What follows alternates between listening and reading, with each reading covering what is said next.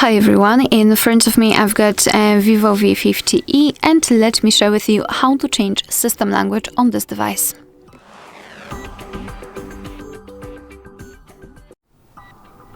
So let's begin with opening the settings, and let me go to the general list. Here we have to scroll down to the very bottom to find system management. Let's tap. Now we have to tap on languages and input and tap on languages at the top. Now let's tap on add a language, and here we've been transferred to the full list of available languages from which we can choose. So simply find your language and then tap on it. I'll choose Turkish. Tap on the region and tap on change to confirm.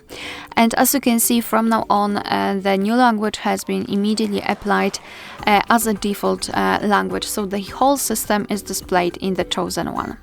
Of course, it also appears at the very top of the list.